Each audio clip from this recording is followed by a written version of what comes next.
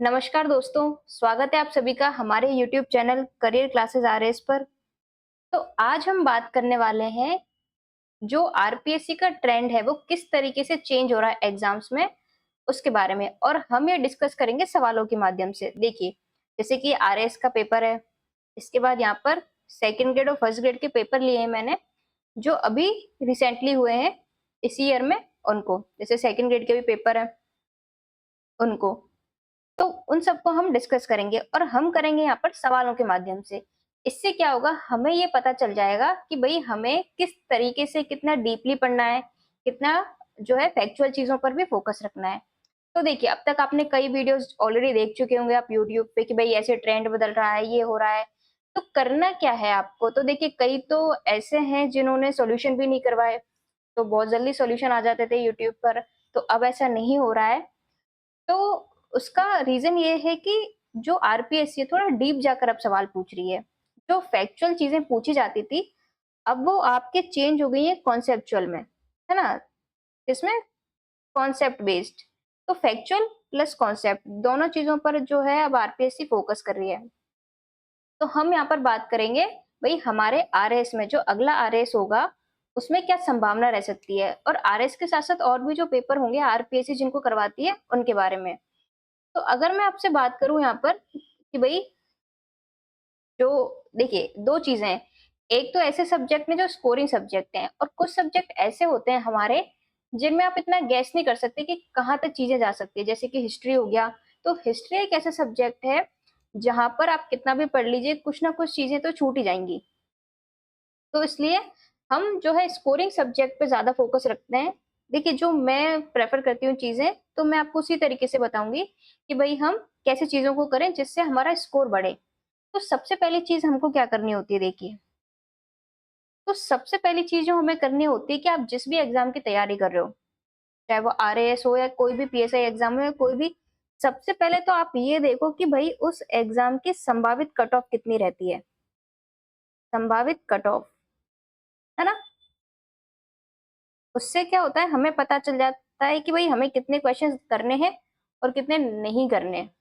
तो भाई cut off का अंदाजा होना बहुत जरूरी है। जैसे कि अगर हम आरएस की बात करें, तो आरएस का अगर आपने 2023 वाला पेपर और जो भी फरवरी 25 में जो पेपर हुआ था, आप उसकी कट ऑफ देखो, तो अगर हम उसकी कट ऑफ देखेंगे तो आपको बहुत डिफरेंस देखने को मिलेगा। और वो डिफरेंस आया है पेपर के लेवल की वजह से। तो आप 2023 वाला पेपर देखोगे तो आपको थोड़ा इजी लगेगा, जबकि अभी जो पेपर हुआ था 25 में, फरवरी 25 में, अगर आप उसको देखोगे तो आपको लगेगा कि भाई ये लेवल टफ है। तो उसी अकॉर्डिंग क्या है, कट ऑफ शिफ्ट होती है। जैसे कि 90 प्लस कट ऑफ गई थी 2023 में, 2025 में आपकी 70 के आसपास कट ऑफ देखने को मिली थी। तो वो डिपेंड करता है भाई आपका पेपर का लेवल कैसा आया है। तो सबसे पहले तो हमें यही पता होना चाहिए कि भाई पहले नंबर पे तो कि भाई हम जिस भी एग्जाम की तैयारी कर रहे हैं उसकी कट ऑफ क्या जाती है। दूसरी बात, तो दूसरी चीज क्या करनी है आपको, भाई आपको लास्ट 2 साल के पेपर देखने हैं, या फिर आपको दो ऐसे पेपर देखने हैं जिसमें एक का लेवल ठीक ठाक आया हो और एक का लेवल आया हो अच्छा खासा। इससे आपको कट ऑफ का अंदाजा लग जाएगा कि भाई अगर इतना टफ पेपर आता है तो कट ऑफ क्या जा सकती है, और अगर लेवल कम रहता है तो कितनी कट ऑफ जा सकती है। दूसरी चीज, अब तीसरी बात है कि देखिए, जितने भी सवाल आते हैं पेपर में, ऐसा नहीं है कि हमें सारे ही करने होते हैं। हमें उसी हिसाब से करने होते हैं जिस हिसाब से कट ऑफ रहने की संभावनाएं होती हैं। उससे क्या होता है, सिलेक्शन की जो संभावनाएं वो बढ़ जाती है हमारी। क्योंकि देखिए नेगेटिव मार्किंग होती है एग्जाम में। अब जब नेगेटिव मार्किंग होगी तो अगर आप सारे कर दोगे तो दिक्कत होगी। तो आप उसी हिसाब से चीजों को देखो। तो देखिए, अब हम बात कर रहे थे कि जो ट्रेंड है वो कैसे चेंज हो रहा है। तो मैं अगली स्लाइड पे, देखिए, तो हम सवालों के माध्यम से डिस्कस करेंगे। तो देखिए, जैसे कि ये सवाल है आपके, दो सवाल आपको यहाँ पे दिखाई दे रहे होंगे। ये है आपके हिस्ट्री से रिलेटेड, है ना। ये सेकंड ग्रेड के भी जो एग्जाम हुए हैं उनसे मैंने दोनों सवाल लिए हैं। अब आप दोनों सवाल देखो कि जहां नॉर्मल तरीके से पूछा जाता था वहां पर देखिए कितना अच्छा खासा लेवल यहाँ पर हमें दोनों क्वेश्चन का देखने को मिल रहा है। कि भाई एक तो ये मिहिर कुल, यहाँ पे देखिए केन दीक्षित इससे संबंधित है या नहीं, सूती वस्त्र का टुकड़ा। तो ये सारी चीजें क्या है, अगर आप बहुत अच्छे से इनको पढ़ के जाओगे, हमेशा क्या होता था कि भाई कहाँ है सभ्यता ये पूछ लिया, या फिर कब इसका उत्खनन हुआ या किसने किया उस हिसाब से पूछ लिया। लेकिन अब देखिए क्वालिफाइंग एग्जाम में भी आरपीएससी क्या कर रही है, देखिए जो सेकंड ग्रेड के पेपर होते हैं, फर्स्ट ग्रेड, सेकंड ग्रेड, ये क्वालिफाइंग पेपर होते हैं, क्योंकि भाई सब्जेक्ट इंपॉर्टेंट होता है ज़्यादा। लेकिन देखिए आरपीएससी ने इन एग्ज़ाम्स में भी इस तरीके का लेवल दिया है। तो आप सोच सकते हैं कि अगला आरएएस का जो हमारा पेपर होगा या जो पीएसआई वगैरह का पेपर होगा, उसमें आपको अच्छा खासा लेवल देखने को मिलेगा। तो क्यों ना हम उसी हिसाब से तैयारी करें। तो होता क्या है कि हम तैयारी तो उसी लेवल पे करते हैं, पर हम अब तक जो पेपर आ रहे थे, जिनमें फैक्ट पर ज़्यादा फ़ोकस था, हम कर रहे थे उस हिसाब से तैयारी। तो अब आपको क्या करना पड़ेगा, आपको करना पड़ेगा शिफ्ट। शिफ्ट कैसे करना पड़ेगा कि अब तक आप जिन चीज़ों पर ज़्यादा फ़ोकस कर रहे थे, जैसे कि फैक्ट, उसके साथ-साथ आपको कॉन्सेप्ट पर भी अच्छे से ध्यान देना होगा। अब देखिए, अब आप जो भी नोट्स हैं, जिस भी कोचिंग से आप तैयारी कर रहे होंगे, आप मिला लेना कि कितनी चीज़ें आपको लिखवाई हुई हैं और कितनी नहीं। क्योंकि देखिए, हम तो वही पढ़ते हैं कि जो अगर हम कहीं से कोचिंग कर रहे हैं, तो उन्हीं सी चीज़ों के बारे में हम देखते हैं। लेकिन सारी चीज़ें आपको वहाँ भी नहीं मिलेगी। देखिए, यहाँ पर मैंने कुछ कटिंग आपको दिखाई दे रही होंगी, ये है आपकी ग्रंथ अकादमी की किताबों की, जहाँ से मैंने बैराट सभ्यता के बारे में उठाया है। अब देखिए, यहाँ पे भी कितने पॉइंट हमें देखने को मिलते हैं। एक तो आपको देखने को मिलेगा कि देखिए गोल मंदिर के अवशेष, है ना? इसके अलावा आपको देखने को मिलेगा ह्वेनसांग के बारे में आपको देखने को मिलेगा, है ना? इसके अलावा देखिए, यहाँ पर कहा गया है कि यहाँ अशोक स्तंभ एवं एक गोल मंदिर के भी अवशेष मिले हैं, जिसे अशोक द्वारा निर्मित माना जाता है। और देखिए यहाँ पर संप्रदाय का नाम भी दिया हुआ है। अगली बार हो सकता है इस तरीके से चीज़ें पूछ लें। तो कहने का मतलब ये है कि आप कहाँ तक अलग-अलग किताबें पढ़ेंगे। तो अब करें क्या कि भई आप हिंदी ग्रंथ अकादमी की किताबें भी पढ़ लो, आप बोर्ड की बुक्स भी पढ़ लो, आप कोचिंग के नोट्स भी पढ़ लो। तो कहाँ तक आप चीज़ों को करेंगे? एक सवाल आया था कि भई देखिए, इससे मेड से रिलेटेड एक सवाल था, आई थिंक फर्स्ट ग्रेड या सेकंड ग्रेड में, वो आप देख लेना। पर एक सवाल था इससे कि भई बाणगंगा का मेला कहाँ पर भरता है? तो उसमें ये आपको ऑप्शन दिया गया था। कौन-सा? ये मेड, है ना? तो आप में से कमेंट सेक्शन में बताना कि आप कितने लोगों ने इस चीज़ के बारे में पढ़ा हुआ था। तो इस तरीके से अब चीज़ें पूछी जा रही हैं। तो हम क्या कर रहे हैं? सवालों के माध्यम से। अब हम देखते हैं कि हमारे लिए कौन-सी चीज़ बढ़िया है, हमें क्या करना है? तो देखो, ये आपका 2025 का पेपर है आरएएस का। अब यहाँ हम देखते हैं राजस्थान ज्योग्राफी के सवाल। तो ज्योग्राफी की क्लास आपकी आज लास्ट क्लास होगी, मतलब हाँ, आज आपकी आखिरी क्लास आएगी ज्योग्राफी की। तो उसके बाद हम नेक्स्ट जो भी चीज़ें करेंगे लाइव सेशन में आपको हम बता देंगे कि भई हम ऐसे चलेंगे। तो हमने पीवाईक्यू से इसीलिए शुरू किया है, ताकि एक बार आपको अंदाज़ा लग जाए कि जो हम कॉन्सेप्ट पढ़ रहे हैं, उसमें से किस तरीके से चीज़ें हमारे सामने आती हैं। देखो, यहाँ पर सवाल देखते हैं अब हम। जैसे कि यहाँ पर सवाल दिया गया है, लिग्नाइट के सबसे महत्वपूर्ण संसाधन आपके एस्बेस्टॉस के बारे में दिया गया है। इसके अलावा देखिए यहाँ पर दिया गया कौन-सा सुमेलित नहीं है ना? जो हमारे कंज़र्वेशन क्षेत्र हैं, हमारे रिज़र्व जो हैं, उनके बारे में। अब देखिए ये सवाल बहुत ज़्यादा टफ नहीं है, अगर हम देखें इस पेपर को, क्योंकि हमें पता है कि 2025 का जो पेपर था उसका लेवल अच्छा खासा था। जो आरएस का पेपर था हमारा, उसका लेवल क्या था? अच्छा खासा था।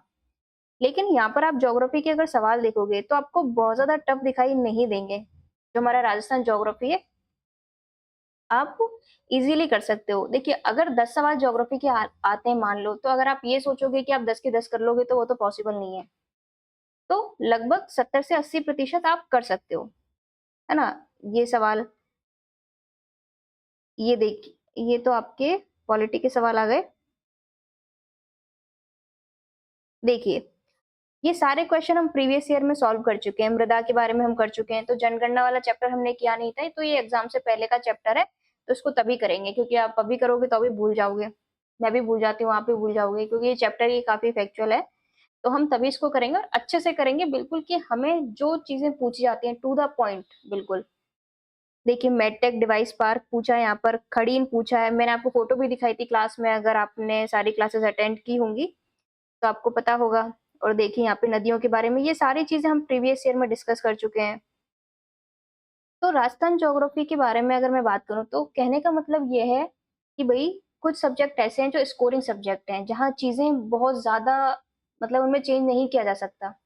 तो ऐसे सब्जेक्ट पर आप ज़्यादा फ़ोकस रखो, इससे क्या होगा हमारा स्कोर इंक्रीज़ होगा। अगर आप हिस्ट्री जैसे सब्जेक्ट में, जो कि बहुत लेंथी सब्जेक्ट है, वहाँ अगर आप बहुत ज़्यादा टाइम अपना इन्वेस्ट करते हो, तो मे बी उतना आपको आउटपुट ना मिले। लेकिन कुछ ऐसे सब्जेक्ट जैसे ज्योग्राफी, पॉलिटी, इकोनॉमी, ये ऐसे सब्जेक्ट हैं जो आपका सिलेक्शन करवाएँगे। तो जैसे मैंने देखा है कई बच्चे हिस्ट्री पढ़ते रहते हैं, तो देखिए पढ़िए, लेकिन अगर आप पूरी तरह उस पर डिपेंड रहोगे, तो वो ठीक नहीं है।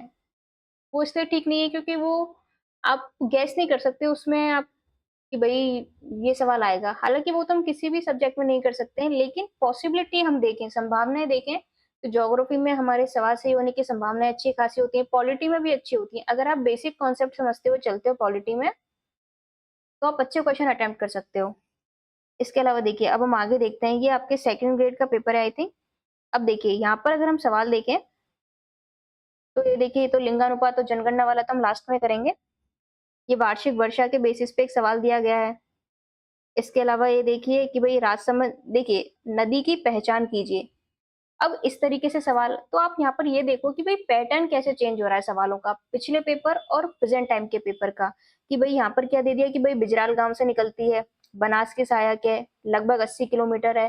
तो जैसा मैंने आपको बताया था जब हम प्रीवियस ईयर सॉल्व कर रहे थे कि भई किसी भी तरीके से सवाल पूछा जा सकता है, विशेषता दे सकता है, सीधा सहायक नदी वगैरह पूछ सकता है, कोई फैक्ट पूछ सकता है। तो हमने सिर्फ प्रीवियस ईयर सॉल्व नहीं किया, हमने एक अप्रोच समझने की कोशिश की थी उन क्लासेस में, तो आपके लिए बहुत अच्छी क्लासेस रहेंगी, आप उनको ज़रूर देखो। इसके अलावा देखो, ये सारे क्वेश्चन देखिए वन्यजीव अभयारण्य ये सारे हमने सॉल्व किए हैं, सवाई माधोपुर, शेरगढ़, जैसलमेर। यहाँ पर पूछ रहा है कि भई सही सुमेलित कौन-सा है? तो इसमें पहला सही है वैसे, लेकिन आप सवाल का पैटर्न देखिए, तो ये सवाल आप इज़िली कर सकते हो। इसके अलावा देखिए अब आगे चलते हैं, तो ये फर्स्ट ग्रेड वाला पेपर है, 23 जून को जो हुआ था, ये देखो। इसमें सड़क घनत्व, तो ये तो आप जब इकोनॉमी यानी ये जो इकोनॉमिक रिव्यू है वो पढ़ते हो, तब आप कर लोगे। देखिए रिवर से रिलेटेड क्वेश्चन भी बहुत ज़्यादा टफ नहीं है यहाँ पर, इसको भी आप इज़िली कर सकते हो। इसके अलावा देखो मैंने अभी अरावली जब हमने क्लासेस की थी, तो मैंने आपको बताया था कि भई सारी जो चोटियाँ उनकी हाइट तो कोई भी याद नहीं कर सकता। लेकिन जो मेन-मेन चोटी है, उनकी हाइट आप ज़रूर याद रखो, क्योंकि कहीं न कहीं वही आती है। क्योंकि इतनी सारी हैं कि भई पॉसिबल ही नहीं है। और दूसरी चीज़ क्या याद रखनी है? दूसरी चीज़ आपको याद रखनी है, जो सेकंड चीज़ है वो ये है कि जो अटपटे से नाम आपको दिखाई देना चोटियों के, देखिए एज़ अ स्टूडेंट मैं आपको ये शेयर कर रही हूँ चीज़ें, ना कि एक टीचर के तौर पर कि भई हम कैसे तैयारी करते हैं। जैसे मैंने दिया था तो मैंने मेंस भी दिया है, तो एक थोड़ा एक्सपीरियंस मान लीजिए आप, तो उससे क्या होता है अप्रोच बहुत इंपॉर्टेंट है देखिए क्वेश्चन को सॉल्व करने की अप्रोच, क्योंकि देखिए हम पढ़ते तो रहते हैं, जाने कितनी बार पढ़ लेते हैं हम चीज़ें, पर फिर क्वेश्चन सॉल्व नहीं होते। तो उसका रीज़न ये है कि हम एक सही अप्रोच के साथ नहीं पढ़ते, कि भई हमें कैसे क्वेश्चन को अटेम्प्ट करना है, अगर कोई टफ दिखाई दे रहा है तो कौन-सी चीज़ें हैं जो हमें पहले दिमाग में लेके आनी है। और देखिए अगर हम और इसमें देखें, ये देखो, सही नहीं है, यहाँ पर देखिए अक्षांश और देशांतर वाला सवाल दिया है, तो हमने डिस्कस किया था तब मैंने आपको बताया था कि कहाँ कन्फ्यूज़ करेगा। तो मैंने आपको कहा था कि भई पूर्वी देशांतर है, जब इंडिया ही हमारा पूर्वी देशांतर में है तो भई पूरी जो स्टेट है वहीं होंगे, क्योंकि भई हमारा उत्तरी गोलार्ध में है, यानी कि अक्षांश के तौर पर बात करें तो उत्तरी अक्षांश, और अगर देशांतर के तौर पर बात करें तो पूर्वी। तो मैंने आपको ये भी चीज़ें बताई थी कि भई जब हम पढ़ते हैं, तो हमें ये भी पता होना चाहिए कि जो एग्ज़ामिनर है वो हमें कौन-सी जगह कन्फ्यूज़ कर सकता है। वो चीज़ें हमें बहुत पता मतलब पता होनी चाहिए। चलिए अब आगे देखते हैं। ये देखिए, ये हम सर्वे वगैरह पढ़ते हैं, तब हम इन चीज़ों को देखते हैं। देखिए, ये सारे खनिज वगैरह हम सब इन चीज़ों को पढ़ चुके हैं। देखिए, आपको इतना और ये अभी 2025 का पेपर है। ऐसा नहीं है कि पहले के पेपर मैं आपको बता रही हूँ। तो मेरा कहने का मतलब ये है इस वीडियो को बनाने का कि भई आरपीएससी का जो ट्रेंड है, जो यूट्यूब पर आप देखते होंगे इतनी सारी वीडियोज़, कोई कुछ कह रहा है, कोई कुछ कह रहा है, पता नहीं कितनी सारी वीडियोज़ मैंने देखी भई ना ही देखो तो ही अच्छा है। तो आप केवल उन्हीं टीचर्स की वीडियोज़ देखिए जो वाक़ई आपको सही चीज़ें बताते हैं, ना कि सिर्फ़ लाइक, व्यूज़ और इन सब के चक्कर में फालतू का आपका टाइम खराब होता है, कोई मतलब नहीं है। तो कुल मिलाकर बात ये है कि आप खुद पेपर लेके बैठो और देखो कि सवालों का लेवल कैसे चेंज हो रहा है। तो उसी तरीके से देखिए मेरे को भी एग्ज़ाम देनी है आगे, तो मैंने भी इस चीज़ को देखा तो मुझे लगा कि मुझे शेयर करना चाहिए आपके साथ। तो अब तक हमने देखिए क्या-क्या बात कर ली। तो अब तक मैंने आपको बताया कि पहली चीज़ ये है कि आरपीएससी का जो ट्रेंड है, वो फैक्चुअल के साथ-साथ अब कॉन्सेप्ट पर भी है इसका ध्यान, है ना? तो पहली चीज़ तो ये। तो अब हमें क्या करना है? अब हमें ये करना है कि भई हमें थोड़ा अच्छे लेवल पर चीज़ों को देखना है, यानी समझते हुए चीज़ों को चलना है। तो हम कैसे करें आपको? तो भई हम इतनी सारी किताबें तो पढ़ नहीं सकते। तो आप ऐसी कोचिंग या ऐसी बुक लेकर आओ अपने पास, तो हम किसी वीडियो में शेयर कर लेंगे बुक्स वगैरह के बारे में, जो अच्छा कंटेंट हो जिसमें, है ना? फिर आपको करना क्या होता है कि एक बार आप अच्छी बुक्स वगैरह परचेज़ कर लो, फिर दूसरा आपको क्या करना है कि जब आप टेस्ट सीरीज़ देते हो, तो टेस्ट सीरीज़ में जितने भी फैक्ट आपके सामने आते हैं, वो आपको करने होते हैं, आपके जो नोट्स हैं, उसमें नोट करने होते हैं। पहली चीज़ तो आपको ये करनी होती है क्योंकि आप बार-बार किताबें नहीं खरीद सकते, कोई भी नहीं खरीद सकता और इतनी किताबें आप पढ़ भी नहीं सकते। आप आखिरी टाइम पे कैसे इतनी सारी किताबें पढ़ोगे? इससे अच्छा एक ऑथेंटिक अच्छी बुक आप परचेज़ करो, है ना? अगर आप को कोई डाउट है किसी बुक में अगर आप पूछना चाहते हो, आप टेलीग्राम पे पूछ सकते हो, कमेंट सेक्शन में भी पूछ सकते हो। तो पहली चीज़ तो क्या करना होता है, आपके जो नोट्स होते हैं, आपकी जो बुक है, उसमें जो टेस्ट सीरीज़ के फैक्ट होते हैं, आप उनको ऐड कर लो, है ना? इसके अलावा दूसरी चीज़ क्या करनी होती है आपको कि भई अगर आप जैसे कोई क्लास ले रहे हो, है ना? जैसे यूट्यूब पर भी हम क्वेश्चन वगैरह करवाते हैं, प्रीवियस ईयर जो है, उनसे अगर किसी टॉपिक के कोई फैक्ट है जो आपकी बुक में नहीं लिखा हुआ है, तो आप प्रीवियस ईयर से भी उसको नोट कर लो, है ना? और हमेशा ये याद रखो जो भी पेपर होते हैं, आप उनको ज़रूर देखो। उससे क्या होता है हमें पता चलता है कि किस टॉपिक से किस-किस तरह की चीज़ें पूछी जा रही हैं। चाहे वो सभ्यता हो, कोई ज्योग्राफी का टॉपिक हो, जैसे नदियों का टॉपिक मान लो कि भई नदियों से किस तरीके के सवाल अलग-अलग एग्ज़ाम से पूछे जा रहे हैं। क्योंकि भई एग्ज़ाम तो आरपीएससी लेगी आपकी। आरपीएससी भई आरएस का तो आप देखो कि आरपीएससी किस तरीके के सवाल पूछ रही है हर एग्ज़ाम में। और वो जो फैक्ट हैं, वो जो चीज़ें हैं, उनको आप अपने जो किताब है उसमें क्या कर लो, नोट कर लो। दूसरी चीज़ ये करनी है आपको तो बस इसी तरीके से क्या रहता है देखिए इतनी सारी एग्ज़ाम्स होती हैं। अब ऐसा तो है नहीं किसी टॉपिक के बारे में बहुत सारी बातें होंगी, तो आप नोट करते हुए चलो तो वो आपके लिए सफिशिएंट है। और मेन चीज़ जो मैंने आपको पहले बताई थी, पहले तो ये देखो कि आप जिस एग्ज़ाम की तैयारी कर रहे हो उसकी कट ऑफ कितनी जाती है। अगर पेपर पेपर उठा के देखो कि भई अगर लेवल कम रखा है, अगर ईज़ी लेवल है तो कट ऑफ कहाँ तक गई है और अगर पेपर टफ है तो कट ऑफ कहाँ तक गई है। उस हिसाब से डिसाइड करो कि आपको कौन-सा सेक्शन जो है वो अटेम्प्ट करना है, कहाँ पर आपको रिस्क लेनी है, नहीं लेनी। इस तरीके से हमें पेपर करना होता है। तो एक राइट अप्रोच बहुत ज़रूरी है पेपर सॉल्व करने के लिए। देखिए, ये भी आपका सेकंड ग्रेड का पेपर है। देखिए, नदियों से सवाल पूछा गया है और कहा गया है कि भई एमपी से कौन सी ओरिजिनेट नहीं होती। तो ये सवाल आप कर सकते हो। इसमें पूछ रहा है कि कौन सी श्रेणी के वन जो है वो 50% से अधिक हैं। ये चीज़ आपने पढ़ रखी है, ये कर सकते हो आप। आप सारी जो है फसलों से संबंधित भई कौन-सी वैरायटी किसकी है, ये पढ़ते हैं हम। ये वाला भी बहुत टफ नहीं है। बाकी देखिए हर एग्ज़ाम में कोई ना कोई टॉपिक अलग रहता है। जैसे अगर मैं आरएस की बात करूँ तो जो टॉपिक हैं, हो सकता है अ, सेकंड ग्रेड या फर्स्ट ग्रेड में कोई एक टॉपिक ज़्यादा हो या कम हो, है ना? तो उस हिसाब से देखा करो। अपने जो भी आप तैयारी कर रहे हो देखिए, दक्षिण अरावली का शिखर यहाँ पर पूछा है इन्होंने। तो जब हमने क्लासेस की थी तो मैंने आपको बताया था कि भई ये सायरा जो है बहुत बार पूछी जाती है, बहुत बार आती है, तो आप इसको याद कर लो। तो इसी तरीके से हमें चीज़ें देखनी होती है कि भई कौन-सी चीज़ है जिस पे ज़्यादा फ़ोकस होता है, कौन-सी चीज़ हमें याद करनी है, कहाँ कन्फ्यूज़ करता है। तो आप क्या करते हो कि आप क्या मैं भी पहले तो क्या करते हैं कि हम कॉन्सेप्ट तो पढ़ लेते हैं, पूरी थ्योरी हमने पढ़ ली, याद कर लिया सब कुछ। पर फिर सवाल करने बैठते हैं तो हमें याद ही नहीं आता। क्यों? क्योंकि जब हम कॉन्सेप्ट पढ़ते हैं तो हम ये फ़ोकस ही नहीं करते, हम ये ध्यान ही नहीं देते कि भई एग्ज़ामिनर कहाँ-कहाँ कन्फ्यूज़ करता है। अब वो हम क्यों नहीं करते? क्योंकि हम प्रीवियस ईयर नहीं देखते। हम पेपर ही नहीं देखते, तो जब हम पेपर देखेंगे ही नहीं तो हमें पता कैसे चलेगा भई कि सवाल किस तरीके से बन रहे हैं, कहाँ पर जो एग्ज़ामिनर कन्फ्यूज़ कर रहा है। जैसे कि मैंने आपको देशांतर वाले में बताया, तो मोस्टली एग्ज़ाम में यही करता है वो। तो हमें पता च होना चाहिए कि भई यहाँ कन्फ्यूज़ करता है तो ये पॉइंट हमें याद रखना है। हम बार-बार उसी थ्योरी को पढ़ते रहते हैं, फिर कोई सेंस नहीं है। इसलिए ज़्यादा लंबा हम वीडियो को नहीं खींचेंगे। तो मैंने आपको देखिए फर्स्ट ग्रेड का पेपर दिखाया, सेकंड ग्रेड का पेपर दिखाया, मैंने आपको आरएस का और ये सारे 2025 के पेपर हैं, है ना? तो एक चीज़ के वीडियो को प्लीज़ एंड तक ज़रूर देखा करो, बहुत काम की है ये आपके लिए,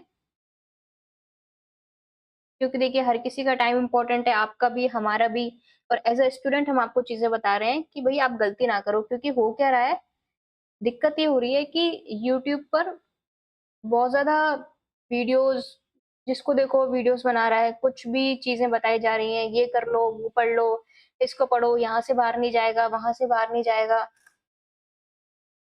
तो ये सारी चीज़ें क्या स्टूडेंट को करती हैं कन्फ्यूज़। अब जो पहली बार तैयारी करता है ना, उसको सबसे ज़्यादा दिक्कत आती है, क्योंकि जो 2-3 साल दे चुका है, उसको तो चीज़ें फिर भी पता रहती हैं। तो हमको इन चीज़ों से बचना है, कि भई कुछ भी नहीं पढ़ना, एक सीक्वेंस में एक सही डायरेक्शन होनी चाहिए, क्योंकि अगर सही डायरेक्शन नहीं है, तो आप उतना ही दूर रहोगे सिलेक्शन से।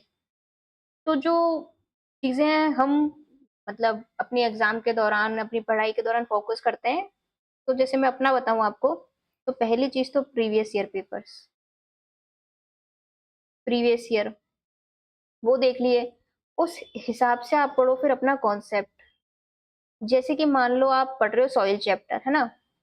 आप सॉइल चैप्टर पढ़ रहे हो, तो भई सबसे पहले आप देखो प्रीवियस ईयर।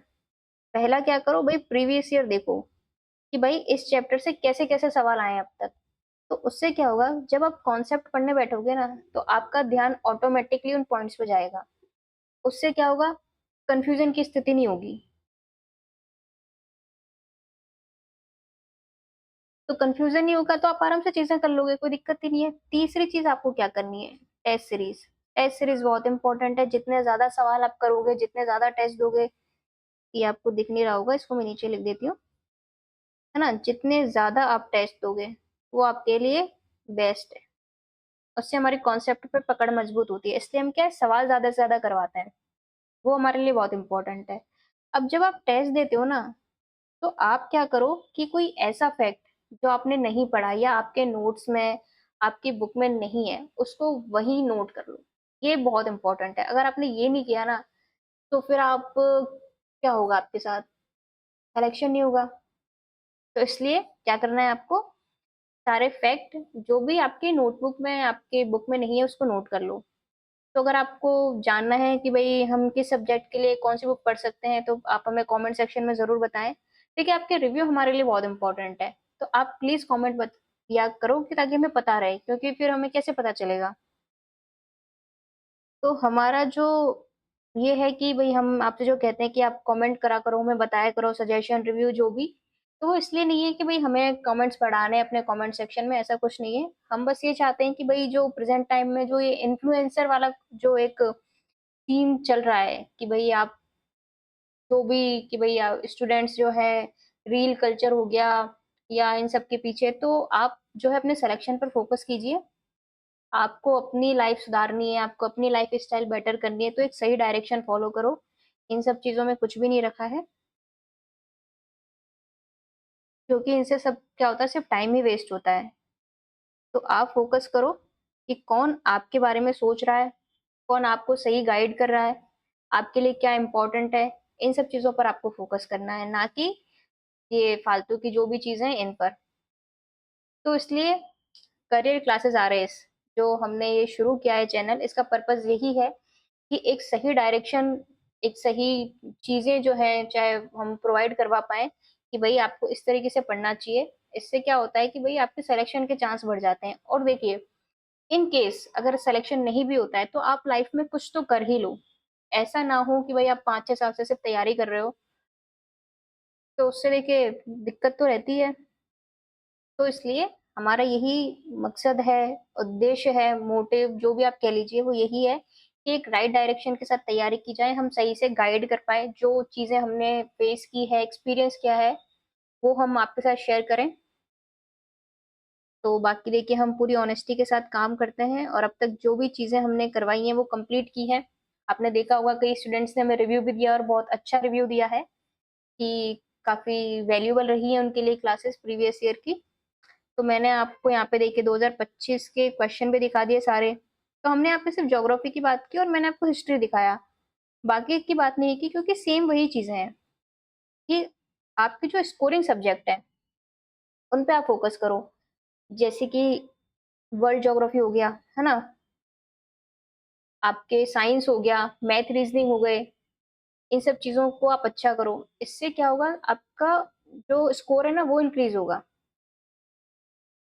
तो यही चीज़ें थी जो मुझे लगा कि मुझे शेयर करनी चाहिए, क्योंकि कई सारी वीडियोज़ मैंने भी देखी यूट्यूब पे, तो मुझे लगा कि भई कहीं तो पता नहीं क्या-क्या अजीब-अजीब चीज़ें कि मतलब एक तरीके से होता है ना कि स्टूडेंट को बिल्कुल डिमोटिवेट कर देना कि भैया अब तो तैयारी में कुछ ही नहीं रखा, अब तो कुछ ही भी नहीं हो सकता। तो ऐसा नहीं है बिल्कुल, बस आपको एक राइट डायरेक्शन फॉलो करनी है और जो स्कोरिंग सब्जेक्ट्स होते हैं, है ना? उन पर फोकस करना है ताकि एग्ज़ाम की कट ऑफ जिस लेवल पे जाती है, उसको आप मैच कर सको। तो सारा देखिए अगर आप ये सोच रहे हो कि 150 के 150 सवाल आप एग्ज़ाम में सही करके आओगे, तो वो तो पॉसिबल नहीं है। अगर किसी सब्जेक्ट से अगर 10 सवाल आते हैं, तो कोशिश कीजिए कि 7 सवाल तो कम से कम आप सही अटेम्प्ट कर पाओ। ये चीज़ें हमें ध्यान रखनी होती है क्योंकि अब अगर आप सभी कर लोगे तो एग्ज़ामिनर वो पेपर बना रहा है, वो बैठा क्यों है? तो भई वो गलत करवाने के लिए ही बैठा है। तो देखिए सारी चीज़ें तो वैसे भी कोई नहीं कर सकता और आज तक कोई कर भी नहीं पाया है। बस ये है कि आपको अपनी एग्ज़ाम की कट ऑफ देखनी है कि किस कट ऑफ कितनी कट ऑफ जाती है और वो कट ऑफ कैसे पता चलेगी? आप देखिए 2 पेपर देखिए, एक ऐसा पेपर उठाओ जिसका लेवल ठीक-ठाक रहा हो, ईज़ी हो और एक ऐसा पेपर उठाओ जिसका लेवल हाई गया हो, है ना? जैसे कि आरएस के बारे में हम बात कर रहे हैं, तो आरएस का ही देख लो 23 और 25 का पेपर, उससे आपको ये पता चल जाएगा कि भई आपकी कट ऑफ कितनी जा सकती है।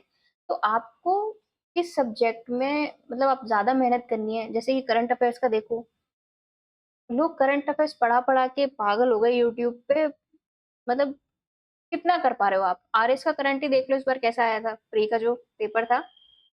तो इसीलिए जो सब्जेक्ट जहाँ आप अच्छे स्कोर ला सकते हो, उन पे फ़ोकस करो, ताकि आपका सिलेक्शन हो। क्योंकि देखिए ऐसा तो है नहीं कि अगर 300 नंबर का पेपर हो रहा है, तो भई 290 कट ऑफ जा रही है, ऐसा तो वैसे भी नहीं है। तो बस यही उद्देश्य था आज की क्लास का कि भई आप एक सही डायरेक्शन में तैयारी करते हुए चलो और किस तरीके से आपको चीज़ें फ़ॉलो करनी है, ताकि आप सिलेक्शन हो सके। और बाकी जो गुमराह करने वाली ये वीडियोज़ हैं, इनसे आप बचें और अपनी लाइफ़ को भई बेटर बनाओ, अच्छे से पढ़ाई करो, सिलेक्शन लो, सही डायरेक्शन फ़ॉलो करो।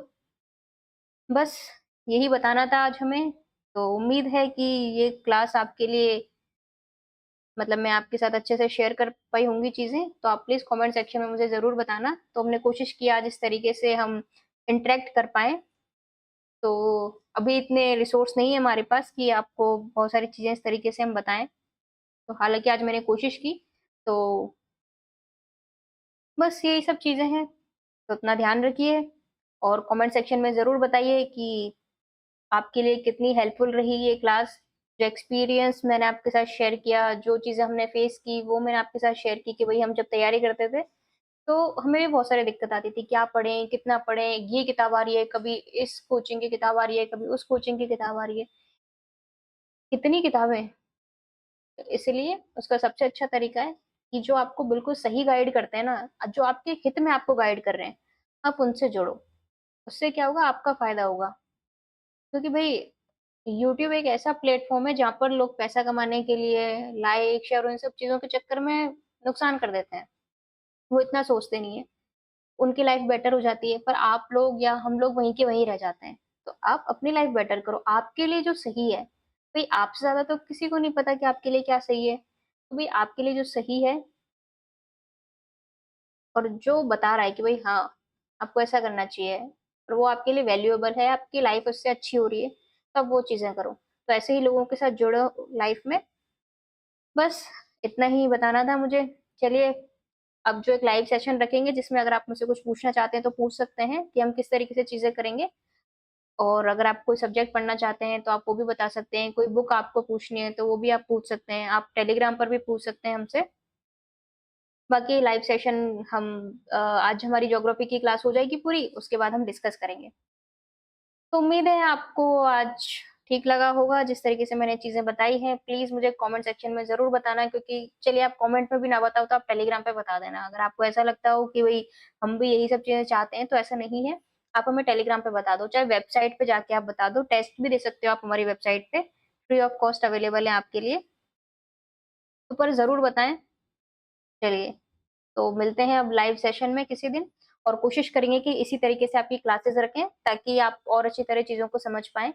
और कोशिश की हमने मैप के थ्रू चीज़ों को बताने की प्रीवियस ईयर में भी और जितनी भी जो सेक्शन है वो पूरे हो चुके हैं उनके बारे में भी आप ज़रूर बताओ। जैसे कि राजस्थान का पोर्शन हमने पूरा कर लिया है, इंडियन हिस्ट्री का हमने कर लिया है, मॉडर्न हो गई है आपकी और पीएसआई के बारे में आपको बाकी चीज़ें सर बता देंगे जो भी चीज़ें हैं।